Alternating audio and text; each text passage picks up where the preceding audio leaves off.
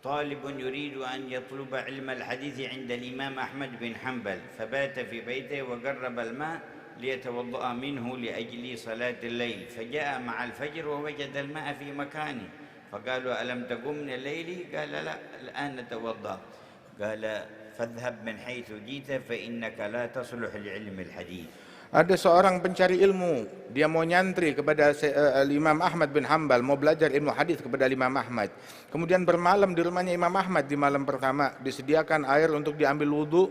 Maka begitu azan subuh, Imam Ahmad masuk ke ruangan tersebut, didapati airnya masih penuh. Orang ini baru bangun, dibilang, kamu nggak bangun malam? Dibilang, sekarang saya baru mau wudhu. Itu udah azan subuh. Maka selesai itu semua, Imam Ahmad bilang, kalau begitu kamu pulang lagi. Sebab orang semacam kamu yang tidak bangun malam nggak pantas, tidak layak untuk menuntut ilmu hadis ini. وقد وفد بعض الوفود إلى المدينة عند النبي صلى الله عليه وسلم فكان أيامهم في المدينة يأتي إليهم كل ليلة بعد العشاء. Dan datang sekelompok rombongan pelancong berkunjung ke Madinah kepada Rasulullah SAW. Mereka datang berziarah di zamannya Nabi Muhammad. Maka Nabi Muhammad selalu mengunjungi mereka setiap malam sehabis salat Isya. وفي ليلة تأخر عنهم ثم مر عليهم. Di suatu malam Nabi Muhammad terlambat datangnya, tapi akhirnya sudah larut, beliau Nabi Muhammad masih datang kepada mereka. ثم قال لهم إني لم أتأخر عنكم إلا أني شغلت عن وردي أو حزبي من القرآن فأحببت أن لا آتيكم إلا وقد أكملته.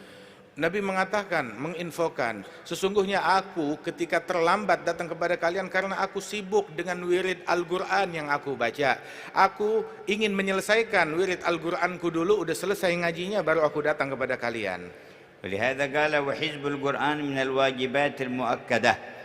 Karenanya itu dikatakan bahwasanya hizb Al-Quran itu termasuk adalah keharusan dan kewajiban yang sangat dianjurkan. وإن تزين باطن طالب العلم بحفظ القرآن كله فذلك أكمل.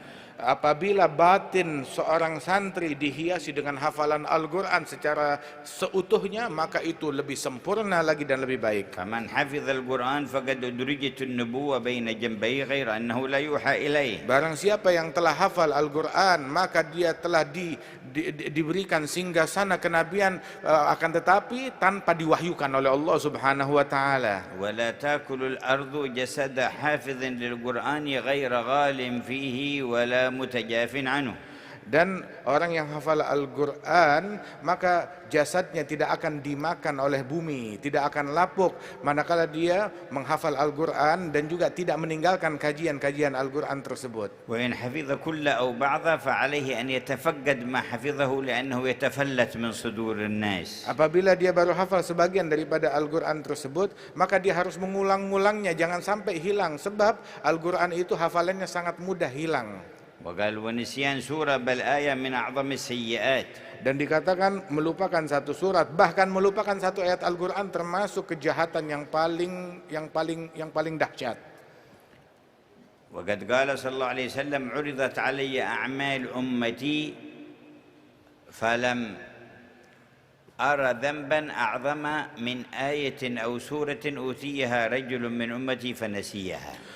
Nabi Muhammad SAW beliau bersabda, disodorkan kepadaku, dilaporkan kepadaku amalan-amalan umatku, maka aku dapati di antara amalan dan kejahatan mereka itu tidak ada kejahatan yang lebih dahsyat, yang lebih jelek daripada ketika salah seorang mereka hafal ayat Al-Quran kemudian dia lupakan ayat atau surat tersebut. وقال عن القرآن هو ديوان الدين وأصل كل نور وهدى وعلم وبيان. Dan disebutkan bahwasanya Al-Quran adalah diwan daripada agama ini dan sumber dari semua hidayat yang diturunkan oleh Allah dan penjelasan. قال سيدنا الإمام الحداد وواظب على درس القرآن.